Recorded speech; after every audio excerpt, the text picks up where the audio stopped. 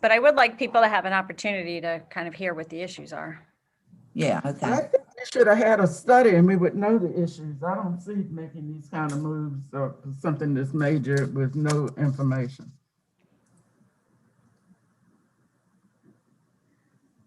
Okay, We're live. Go ahead. all right. Okay, we're gonna have our first witness. Thank you, Madam Chair. I'm going to assume that I'm the first witness, right, as the bill sponsor. Oh, yes, yeah, oh, yeah, I forgot that. How about that? I'm glad you reminded me. Thank you. Okay, everybody, it's Friday. Everybody should be smiling and happy. Even under your mask. Okay, Senator Hedelman. Thank you very much, Madam Chair. This bill, Senate Bill 138, would allow the employees of the Baltimore County Public Library System to organize and establish a collective bargaining process. As we all know from our own experience and the experience of our constituents, the Baltimore County Public Library plays a vital role in the community with 19 branches and over 5 million visitors annually. And while performing this crucial role, the employees need a work environment that ensures their voices are heard in decision-making. This bill would give the opportunity for labor professionals to represent their interests and open the door to better communication, greater transparency, and a more equitable workplace. Two other library systems, Montgomery County and Prince George's County, already have the power of collective bargaining through their unions. And in 2013, legislation was passed for Howard County Library System to do the same, although they've never actually collectively bargained. This bill is supported through a favorable testimony from the Baltimore County Administration and the Board of Trustees, who I assume you'll hear from shortly. We all know that the community has relied on the library system to stay connected through the pandemic. They've responded in full with services to provide to ensure children who didn't have access to broadband could learn, and with creative programming that connects and educates the public. 46% of the employees of the 700 some employees of the library system are part-time and do not receive access to a pension program, which is strictly based on employee contributions, nor are they eligible for dental or health coverage through the library system. Collective bargaining would give these frontline workers the opportunity to organize and to relate their concerns. And while I totally understand and appreciate that and welcome, and I'm thrilled that we have a new library director, and I'm sure you'll hear from her, Sonia Alcantara, Antoine. The workers have been talking about these issues, certainly with the board and among themselves, for many years. And so while we are thrilled that Ms. Alcantara Antoine is on, and sorry that she came in the middle of February, the workers have really been struggling and dealing with these issues for a number of years now. That's why it's important to move ahead at this particular time. I will also say that we have talked with the board and the director. We have, in good faith, gone back and forth and addressed many of their concerns. I think almost about as far as we can go with their concerns, while still holding to the critical elements of a collective bargaining process. We're still interested in continuing that discussion, but do feel like it's very important that we move ahead. So without further ado, I'd like you to hear directly from my panel, which are the workers and the union that seeks to represent them. So thank you. Okay, Evan, would you like to call the first witness, please? So we'll go Bridget Fitzgerald. Because our time is limited today, if you can be as brief as possible. Okay, Bridget? Absolutely. Okay. Good morning, Madam Chair, Thank you. Senator Hedelman, and the distinguished members of this panel. I'm Bridget Fitzgerald, and I'm the organizer with the International Association of Machinists, or IAM. I met with the employees nearly 2 years ago, and that's when we started these discussions, and they had made that decision to begin this union organizing campaign. And in that 2 years, they've remained committed to forming this union, and it has moved forward even during the restrictions of the COVID-19 pandemic. What has struck me most about this campaign is these employees are really out to look out for each other. We've got full-time employees who are advocating for part-time employees, not for improvements on their own. We've got library staff who wants a better equitable system for circulation staff. And, we've got people who've been employed for a very long time, who've seen the changes and would really like to have a system where we can mentor the newer employees so that they don't leave Baltimore County Public Library to move on to a different system that offers more opportunity and better benefits. Many times I talk with employees in organizing and they've got nothing but bad things to say about their employer. It's not that in this case. The employees love their job. They see a lot of good in the library system and the services that they provide to the community. They're proud of their work, but they've grown frustrated with the unexpected changes in policy, having their leave changed with no explanation about why. They know that the part-timers can't subscribe to healthcare during a pandemic, and to them that is appalling. These issues are institutional and have nothing to do with the previous executive director or the current one, but they are the issues driving this campaign. The BCPL employees look forward to working with the new director, and they really want to help her continue to improve Baltimore County Library System and make sure it's the best place it can be for the community and the employees. But they want a union in their corner, having their back to do it so that they know that whatever changes are made are guaranteed in their union contract. And so we ask the bill sponsor, we thank the bill sponsor, but we ask all of you to support these workers and voting to pass SB 138. Thank you very much. Because after this, they still have to go through the election process. It's not over and it's not a foregone conclusion. Thank you. I'm raising my hand. I'm calling myself. I just have a question. And now Howard County, they have utilized the ability for their. No, they have not. Okay. Howard County, while they have passed legislation in 2013, they have not formed a union. And I suspect it's probably because within that legislation, the employees are required to divulge their name. The union would have to divulge their names to the executive director and in the petition filing process. And essentially what they have such an extensive management right clause that it negates anything that would be covered with regard to hours, wages, working conditions, and those are the foundations of collective bargaining. So I suspect Howard County will never have a union. Okay, thank you. Any other questions? Well, thank you. No, I just have a comment, is that we needed to have had some months when we are not in session and busy with all these issues that we do know, to know more about the system. I can't see voting one way or the other to do anything when we don't know anything except what we just heard. That's about how much we know about this library system. Chris West, Senator. Let me just start by saying my wife is on the board of the library. I checked with Dia Daly and she says that's not a reason why I should have to recuse myself. My wife doesn't get paid. But I want to let everybody know that. So my question is there anybody from the library system here who can explain it from their point of view? Well, I think we have 4 other witnesses. Okay, good. Fine. So, okay, Evan. Senator Sally has a question. Oh, Senator. Yes, I just want to ask the sponsor, Senator Edelman. You said that there were in the state of Maryland 2 counties that do have the unions. What are the 2 counties again, please? It's George's and Montgomery County. And this, Okay. and the General Assembly had to pass legislation, just like we would have to here, in order to enable them to do that collective bargaining. Which They probably did that. I'm in the sorry. 1980s. So they probably did like a local bill like we're doing here. Correct. Yes. Okay. Thank you. That's all. Thank you. Senator Hedelman, I want to, Prince George's County, do they bargain then? Yes, they do.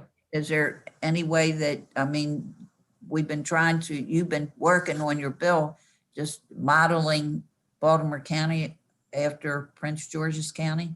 So I'd like actually Laura Ewan, who's to testify, to talk a little bit about that. So we've taken Okay. different pieces, and honestly, the bill looks different than it did when we first came in order to respond to the issues that were raised by the library Okay, and to allay some of their concerns. So we have separated it from the Baltimore County Code, for example, and it's not patterned after one particular bill. It's really a combination and being responsive to what their concerns were.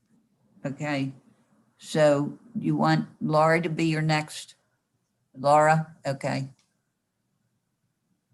Hi there. Thank you so much for allowing me the opportunity to speak. I'll address the other counties that have legislation that enabled them to engage in this process, and then I'll address some of the changes that we've made to the first version of our bill to address the Board of Trustees' concerns. So Prince George's County and Montgomery County library systems both went through this process that we're going through here today. It was back in the 80s. And for whatever reason, when you look at their enabling legislation, it's very, very small by comparison. It's not 15 pages worth. It basically, because the library system is this creature of state statute, but that delegates authority to outside entities, to the counties themselves to create their library systems, it's in this kind of limbo. They're not state employees for the purposes of collective bargaining. They're definitely not county employees. And so counties go through this process to get permission to enter into a binding collective bargaining agreement if the employees choose to have representation. So we looked at Prince George's County, we looked at Montgomery County, and we also looked at Howard County. Now, Howard County passed their legislation in 2013, and it's very, very lengthy. It outlines a lot of things that normally wouldn't come about until you get into the collective bargaining process itself. So you've probably heard reference to this management rights idea. Usually when a union is elected to represent employees and then there's an employer, they go into bargaining to bargain a first contract. And management usually wants to outline some of its own prerogatives that it's completely entitled to that don't necessarily fall under the context of bargaining with the union or with the representative of employees. That's what we're talking about when we say management rights language. And in the Howard County bill, for example, it has a lengthy list of what it's calling management rights. And it allows basically Howard County management, library management, to set wage rates. Well, what's more central as an idea of collective bargaining than wages, for example?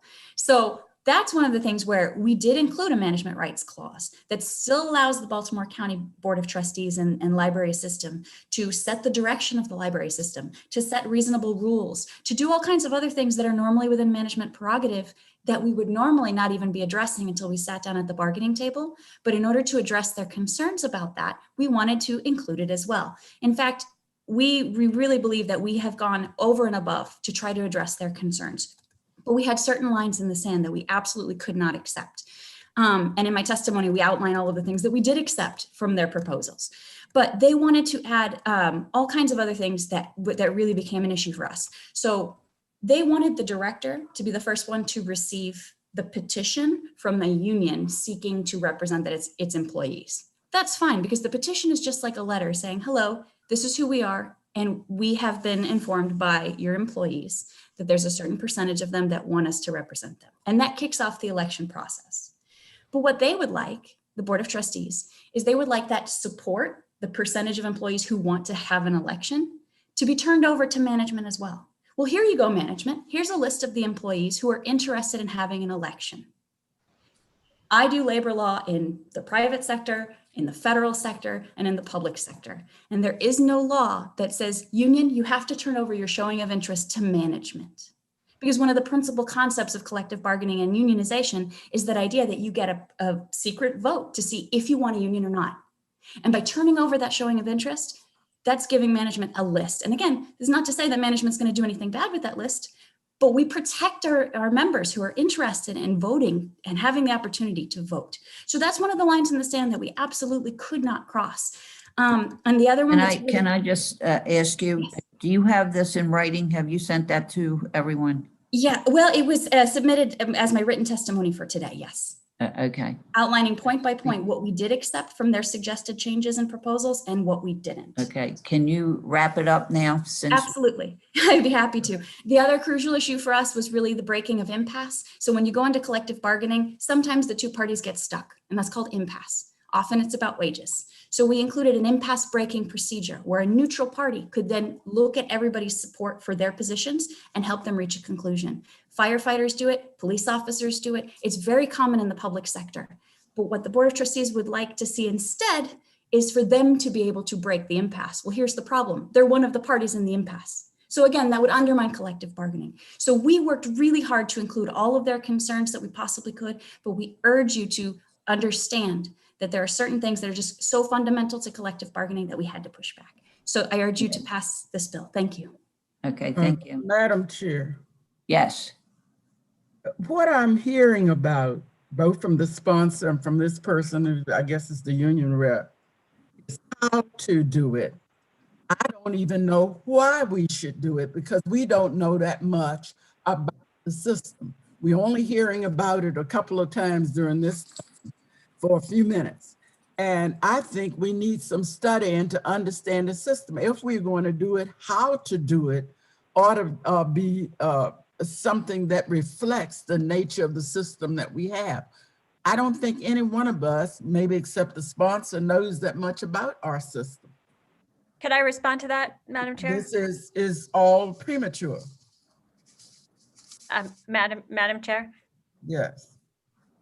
So I think you will hear, and they met with you a few months ago to talk about their concerns, the workers from the library. We have some with us today who are some of our constituents, and I think would like to tell you about what their concerns are. This Okay. is not the way to learn in a few minutes in one hearing when you already are stuffing this down our throats. To be honest, we should know something about the system. I don't have the slightest idea how the system works, the scope of it, the difference in the prerogatives of the full-time and the part-time people. You said a significant proportion of them are part-time. I just think this is premature and it's unfair to us in the middle of this session to expect us to make a move one way or the other when we're as ignorant of the system as we are. With all due respect, I thought that's the purpose of having a hearing in the Finance Committee and also a hearing before the delegation. We don't know anything about this. Okay, all right, let's move on. We have some more witnesses. Delegation staff. Yeah, so the next one is Chris George. Okay, Chris, and just. Hi, my name's Chris. Good morning. And Chris, what do you do? I'm a circulation assistant too, which is like an entry-level position in the library system. I've been with the library system for 5 years, and I've been involved with the union campaign from the beginning. I'm from a union family, so I think unions are an important thing for all work systems to have. But I realized particularly that the library system needed a union when I realized the level of disconnect between all the different library systems or branches in the system. There's little policy policy and communication between branches, and we hear a lot more from rumors than we do from management. In the beginning of this legislative process, management sent us emails saying they supported our right to collectively bargain, but they bragged about going on the record with the Sun, so the major paper in the area, to support our efforts, and they claimed an interest in transparency when they told us they testified. They did not tell us they hired lobbyists to help them seemingly work against this legislation and hold this up in the legislative process. We've had no communication from management since then. We don't know how much money has been spent on these lobbyists, and that doesn't feel transparent to me. It is consistent with their practices of not letting us know and hiding information that they knew staff would be upset about. And I love working at BCPL. There's a reason why I'm in an entry-level position and I've been here for 5 years. And I know, I just question that they really trust us and value us at the management and board of trustee level. We need a union to represent us if they can't show us that respect and foster cooperative kind of dialogue in and transparent dialogue. We need a union that will act in our best interest, offer us the opportunity to have a voice in the workplace, and stand by us to negotiate a contract that protects our wages, hours, benefits, and working conditions. Please, I ask you to support the hardworking staff of Baltimore County Public Library by passing SB 138. And I apologize for my voice quaking. That's all right. Any questions? Thank you very much, Chris. And Evan? Anita Bass. Good morning. Okay, and Anita, tell us your position in the I library. work at the I work at the Essex branch. I've been there for 8 years and I love it. I am a circulation assistant 3. And I'd like to say good morning, Madam Chair, Senator Helderman, and members of the delegation. I'm also a proud constituent of Senator Salling. I've never been a part of a union, but have always believed in taking an active role in things that affect my community. I would like to express my concerns concerning a COVID case. When the first time a positive case was reported, staff was notified and asked to leave their building right away so cleaning could be done. With the next case at Essex, staff were told they did not have to leave. A team of 2 people came into the building and sprayed a chemical into the air around the employees while we continued to work. We asked about why the difference regarding the inconsistency in branch cleanings. Staff was simply told it's a case-by-case basis. With that being an issue, I submitted a concern in November to the Concerns Committee. It normally takes 90 days to have a concern addressed. And that is a concern, and if that concern is not replaced or misplaced. I have not received a response on that concern. How are employees supposed to feel valued and listened to when it takes months before they expect answers to concerns? Baltimore County employees need an avenue through which we can voice our concerns. We need to feel valued and respected as part of the library system. I look forward to working with the new director to make BCPL a better place. And by doing that, Baltimore County Public Library employees need a union. Please support SB 138 so that we can proceed with an election process for union representation. Okay. Thank you for your time. Any questions? Senator Solly? Yeah, I just want to thank Ann for coming and being a part of this.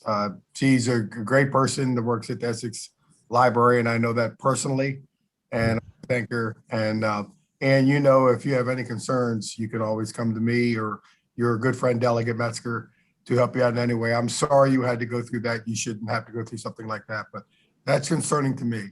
But thank you for the information. Thank you, Madam Chair. Thank you. Okay. Any other questions? Okay, delegation staff. We'll go Jamie Caldwell. It's me. Good morning, Madam. Yeah, and tell us what your job is too. Yeah, I'm a librarian at Parkville. I've been there for over 7 years. I have almost 10 years as a librarian in other Maryland libraries. It seems like you want me to cut right to the chase, so let's get to it. This is not about our administration. Our interim co-director, Natalie Eddington, has always treated me with the utmost respect. She's a capable leader. She's honest. She's sincere. I've also had the pleasure of working with Sonia Alcantara-Antoine back when we were both at the Enoch Pratt Free Library. I'm not sure if she'll remember me, but I know for certain she's whip smart, compassionate, and a strong justice advocate. So let's be clear here. This is not about our administration and management. This is about a library system in which people need collective bargaining as a voice when they work for BCPL. The part-time employees, which make up about half of our work staff, have no option to enter into the pension system, even though it's 100% employee funded. Baltimore County Public Library does not put any funds into the pension system. Likewise, part-time employees are not given an option for healthcare, dental, vision, and we're in the middle of a pandemic. We need a union to help us bargain for the rights of half of our employees. This is not a matter of like or dislike the people we work for. This is about changing the system for the good of our employees. That being said, we do need some more transparency in our hiring practices. We work for a diverse county. That diversity should be reflected in our work staff. And I hope that you'll support us by voting yes on SB 138. Okay, thank you. Any questions? Okay, delegation staff, And then Lauren Buell. we're keeping that short. What? Lauren Buell. Okay, Lauren, tell us. Hi. Good morning, Madam Chair, Senator Heddleman, and the members of this delegation. I'm honored to get the opportunity to testify in front of my senator, who is Senator Klossmeyer. I also want to say hello to Senator Stallings, who has come to one of our story times, pre-COVID, of course, at the Essex branch, and we had a lot of fun. So, hello. Like I said, my name is Lauren Buell, and I've been a part-time librarian with the Baltimore County Public Library System for about 3 years now. On February 4th, I had the honor of testifying as a proponent of the legislation in the Senate Finance Committee and would like to reiterate some critical points for this delegation. The first is for the need for better communication at BCPL. Like my fellow coworkers have said, BCPL, along with other systems and other companies, think that because they send out a few emails, it's communicating effectively with staff. As Anita said, we have no way to address the concerns or anything that management sends out in a timely fashion that is effective or crucial to the messages that we get from management and from the board.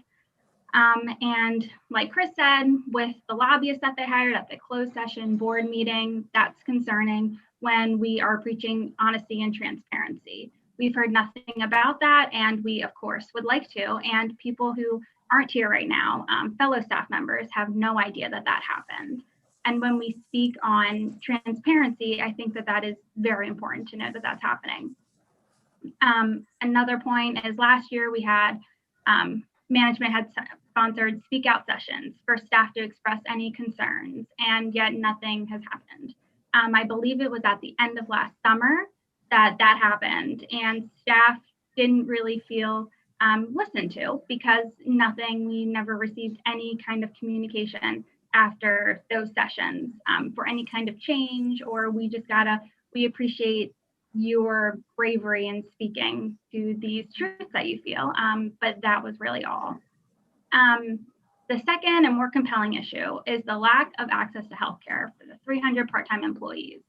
It's a growing concern and, of course, a source of anxiety for those of us without the ability to subscribe to any healthcare plan and having to work during a pandemic. We're working with customers that come into our branch, and yet we have no way to know that if anything happens, we will be safe and not be financially devastated if anyone was to contract COVID from a customer or from our fellow coworkers. There's been 28 positive cases among the BCPL staff since September 1st. That's an average of more than one case per week for the past 26 weeks. If a part-time employee, again, without health insurance contracts COVID, is severe enough to be hospitalized, again, that can be devastating right now and for the future for that employee. I know that having a union doesn't guarantee healthcare, but it guarantees the opportunity to bargain for healthcare. BCPL is an amazing place to work, and I absolutely love working there. I love my coworkers. I especially love my branch and everybody that I've got to meet from other branches during this lockdown, doing virtual programs and whatnot. But every place that you work for has the opportunity to be better. And I feel like having collective bargaining is one step closer to ensuring that goal, that BCPL is the best place to work for and people don't end up leaving to go to other systems because of these concerns that they have. I look forward to working, of course, with our new executive director, but still feel the need for a union to make lasting system-wide improvement. Okay. Thank you, Senator Heddleman, for sponsoring. Thank you. Yes. Any questions? Are there any questions for Lauren? Thank you, Lauren. Okay, so we have 3 favorable with amendment. We'll go to Bernie Marzick first. Morning. Thank you, Madam Chair, members of the delegation. Bernie Marzick from Cornerstone Government Affairs here on behalf of the Baltimore County Public Library. We're here to support Senate Bill 138 with amendments that we have been working on with the sponsors. The library has made very clear that they do support the right of their employees to collectively bargain. The challenge becomes that this bill in its current form is really unworkable, as the library folks discussed at the finance hearing on this bill originally. We have been working with Senator Heddleman and Delegate Forbes in the House, who is the cross-file sponsor, to work on amendments. We've had discussions, and we are, like I said, working towards a final solution with that, hopefully. We also just want to emphasize one of the points that Senator Heddleman brought up is that Sonia, who you'll hear from in a minute, began her position on February 1st and had this bill obviously dropped into her lap, which is a very challenging situation. So we would appreciate the delegation's consideration of that. The hearing in the finance was actually 3 days later. So we have been working day and night to come up with a workable solution on this. And we have had some back and forth with the sponsors as to expressing our concerns, which they have been, as Senator Heddleman spoke to, they have addressed some of those concerns, but there still are some differences that we're trying to work through. So to be clear, the library does support the right of their employees to bargain, but the bill in its current form is really not workable. We also received some feedback from the Office of Law that we had requested to find out how you would actually implement this on the county level. They have expressed some concerns as well. We'd be happy to share with the delegation.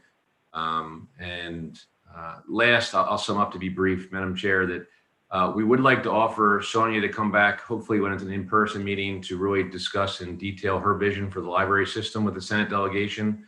And to give more feedback. Hopefully we can do in-persons over the interim, but also to come back before the full delegation next year once she has her feet under her to provide her vision for the library. So I'll stop there and let Sonia and then Maureen David from the board talk to this bill as well, if that works. are there any questions for Bernie? And Bernie, do you have, okay, go ahead, Senator Heddleman. Thank you. I would implore, and I'm happy to share, we have an amended version of this bill. We haven't shared with the committee because I thought we would have this hearing and then we'd have an opportunity to share the accommodations that we have made in the amended bill. So I agree. I don't think we should consider the, as it was introduced, but we have gone back and a few times, and we sent over on Sunday kind of the last response, and we have yet to hear from the lobbyists about their responses to that.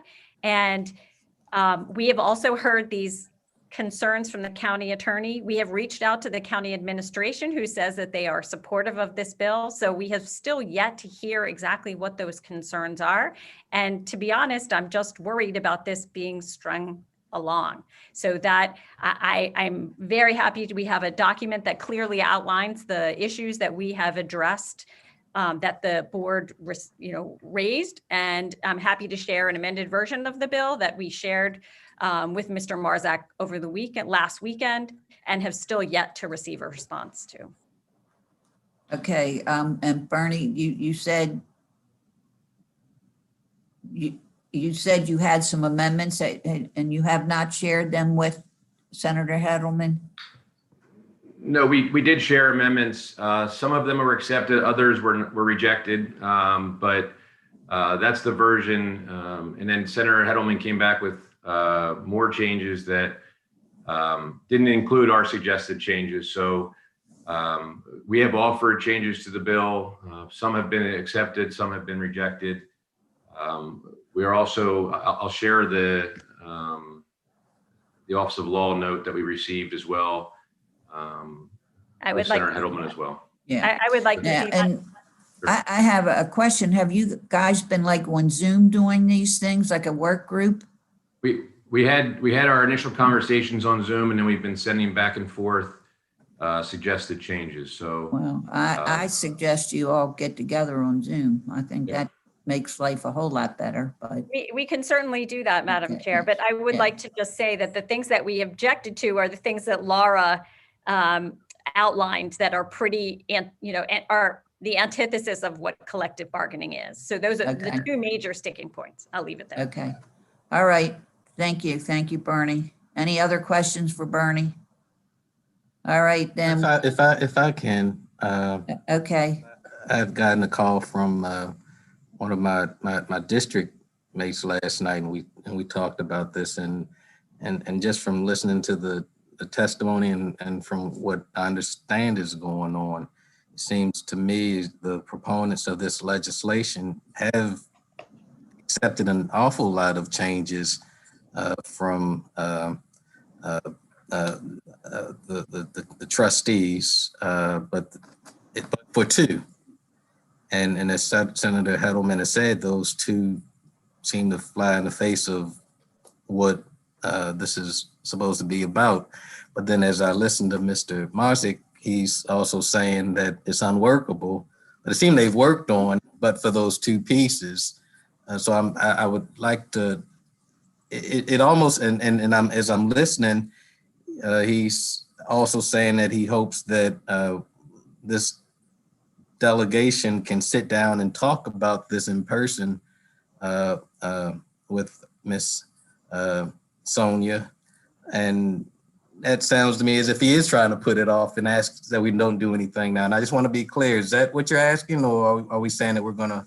No, I'm sorry if I wasn't clear. My offer to in-person meeting was to have Sonia come down and talk about, she just came into the position 25 days ago. I'd like to have her just discuss generally about her vision for the library. That was the offer of in-person meeting. We have been talking with Senator Heddleman's office as well as Delegate Forbes' office for the last 3 weeks on this bill. So we are at least trying to reach some resolution outside of the. Right, and I'm sorry if I wasn't clear with that. We're just talking about having her talk about the library generally was the hope. All right, thank you. Madam Chair, Yes. my concern is about this whole process. It isn't about what the ultimate outcome should be. I don't think as a delegation, we know enough about how the library is running now, how it's organized, who pays for what the differences are in the treatment and the prerogatives of the part-time and the full-time, and you got an awful lot of part-time. And we haven't seen the whole bill. If they are working outside with amendments, we need to see the amendments. And we haven't seen them from either side. And that's my concern. I just can't see how this delegation can vote on something when you don't know what it is. Well, we're not asking the delegation to vote on this today. I had no intention of Well, I'm that. saying, I don't know when we can vote on it. The session is moving on. We need probably a work group to sit down with you and somebody, so somebody except for you knows what's going on. I am happy to share the amendments and the reprint of the bill today and a very clear delineation of what has been changed in it. I'm happy to share that with you today. That would be good. Okay, I've got to run. Okay, what's the next? Are you finished, Senator Kelly? Yeah, I have an overlapping meetings. I'm sorry. Okay, all right. I'll catch up with you later. See you on the floor. The other, wait a minute. So Other, there's two more witnesses. We'll Okay. go to Sonia first. I'm not going to bother pronouncing the last name because I'm going to screw it up. he's not the first one to have said that, is he? Okay, Sonia. Thank you, Madam Chair, and thank you, members of the delegation. Thank you for having me here today. I really appreciate it. And thank you also for all the support that the state provides libraries and BCPL. It is very much appreciated. My name is Sonia Alcantara Antoine. I am the new director of the Baltimore County Public Library. I started on February 1st. As a new library director, I am committed to making Baltimore County Public Library the best library that it can be for our diverse community and staff. Having just started, I haven't fully had the opportunity to meet with all staff to hear their views, but the few candid conversations that I've had lets me know that this is a great team and we will be able to move forward together as one team. The library supports the efforts to allow Baltimore County public library employees to pursue collective bargaining. However, the original bill and subsequent amendment are unworkable in their current form. The collective bargaining bill was submitted in mid-January without the library being given the opportunity to review the bill or contribute to its creation. Since then, we have been reacting and responding to the bill in real time, which has been challenging due to my short tenure in the organization and the accelerated pace of this process. We've been working with Senator Hedelman and Delegate Forbes to provide feedback on the bill and suggested changes. At the same time, we've also been trying to get answers to the many legal questions that we have about the viability of the proposed legislation and subsequent amendments. We just heard from the Baltimore County Office of Law, which cited a number of concerns about the bill, pointing to its incompatibility with current state and county law. For example, Baltimore County Public Library is a public library system that is governed by a library board of trustees. While much of our funding does come from Baltimore County and we have a collaborative working relationship with the county, it is important to note that library employees are not employees of the county.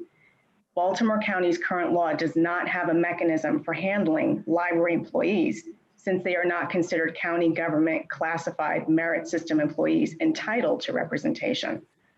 So while the library supports the rights of its employees to collectively bargain, the bill needs major changes from a legal and implementation standpoint. A bill this complicated requires careful consideration. Baltimore County Public Library would like the opportunity to continue to work towards a bill that is workable and that makes sense for all parties involved. I respectfully request that the delegation considers giving this bill enough time to be properly vetted by all parties. As Laura Ewan testified on behalf of the union, there are terms that the union and Baltimore County Public Library have not yet agreed to, but we have the opportunity to do so. So what I ask is that we make an attempt to get it right the first time. Thank you for your time and consideration this morning. I look forward to getting to know all of you and working with all of you in the days and weeks ahead. Thank you. Are there any questions? Senator Solly? Yeah, thank you, Madam Chair. Sonia, thank you for your testimony. I appreciate that. I was in the union for 31 years. You're right. There's a lot of moving parts here. And there's a reason why you have to change this in the amendment style, as Bernie was saying. There's working in the union and having two parts, a company and a union, they can work it out. But having all these parts as a part of this, you really have to have some kind of a legal movement, I guess you can say, to make sure you're doing it properly. The employees have the right for representation. They truly do. And they should be represented. But at the same time, being a Baltimore County, and I think you understand that because you said it well, there is some things that need to be done. And I think the amendments hopefully or possibly could help that out. But we'll see what happens. I want to thank you for your testimony. Thank you so much. Thank you, Madam Chair. What concerns me is Howard County, how they didn't get it right. Is that what happened? And now they can't do what they even wanted to do. I don't know. They probably had the same problem, and probably I would think, but I don't know. I think the senator that is sponsoring the bill probably would know more than that one. So. Yes. Senator Hedelman? Well, I can't speak to Howard County beyond what Laura had said, which was that there are so many things in there that were so restrictive. But if I could go back to something, again, we've been asking since Sunday to hear what the concerns are from the county attorney, and I would appreciate it if you could send them to us so that we could respond to them. I do have a question. Was he responding to the original bill or to the amended bill? Oh, Senator Solly? Sorry, the county attorney. Oh, I'm not sure. Bernie, could you respond to that? Was the county attorney responding to the newly amended version of the bill? Well, we don't have the new amendment. We don't have the amendments. We have what you sent as a draft. Well, we were sent them yesterday by Delegate Forbes. No, No, I requested them yesterday. I never got the amendments. There's a subcommittee meeting in the House where they voted on a reprint, but we haven't seen the actual amendments. So Okay, maybe I'm misinformed, but my understanding is she sent them to you yesterday. Okay, I think we have one more person witness. Maureen David. Hi, good morning, everyone. I'm Maureen David. I'm the current president of the Baltimore County Public Library Board. Thank you so much for having me. I appreciate the time to tell you a little bit more about the board's thoughts on this bill. As you know, we support the mission of the library, and we thank everyone for their kind words. We know the library is an institution that means a lot to the community, does a lot to engage the community, and we value everybody who helps us do that. We understand that our staff is an essential and valued part of our library system.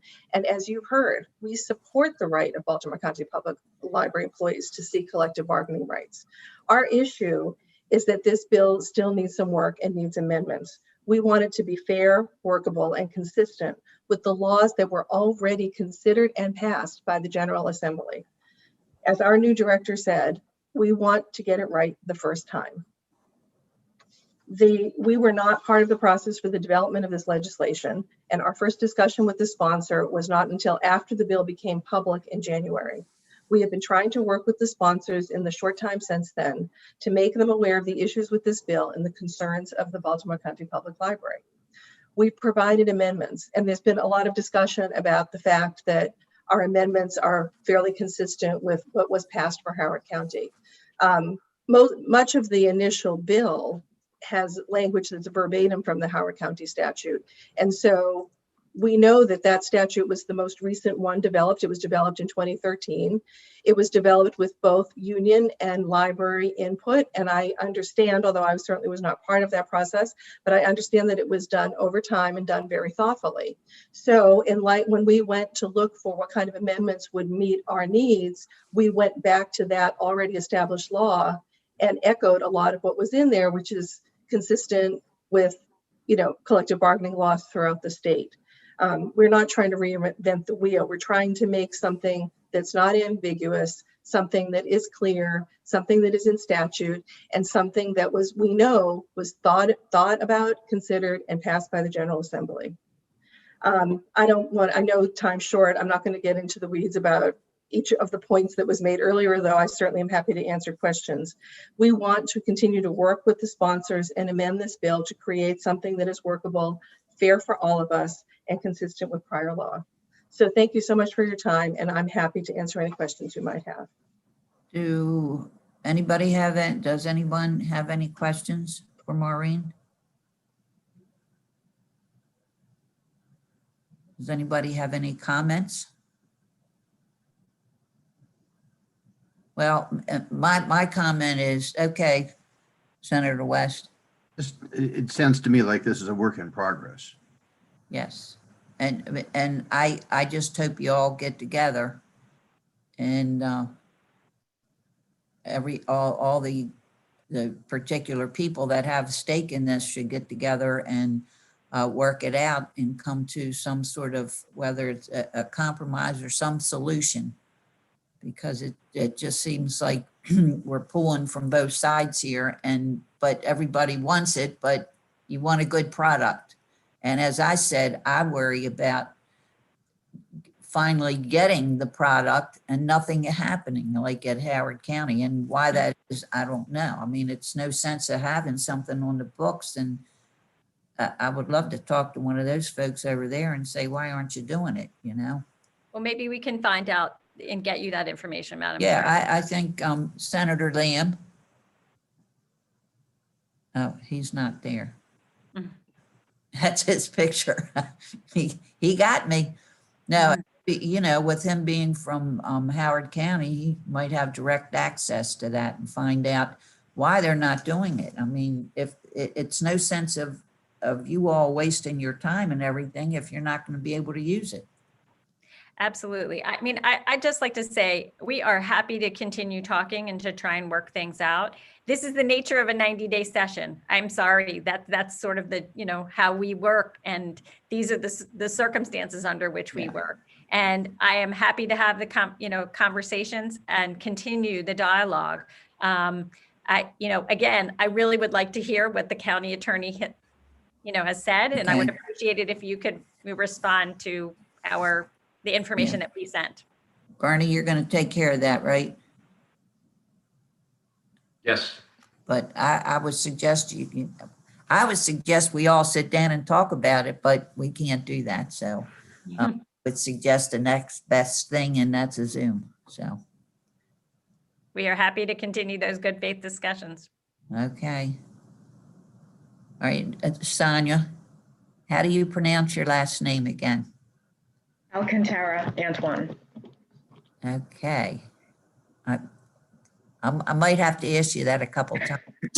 It's a beautiful name, though. It just kind of flows. And Thank you. I look forward to working with you. So, Likewise. Thank you, Senator. okay. All right. Well, that's it. And if anybody wants to go across the street, you have Zoom. You can Zoom on over. And Thank that, you. okay. I don't know if Johnny's still talking or not. Yes. All right. Thank you all very much for coming today. And I just feel like the Zoom is good and it's bad. I like to be around people, but at least I got to meet you all anyway, and you didn't have to travel all the way down here. So have a lovely day. Thank you. Thank you. Thank See ya. you. Okay.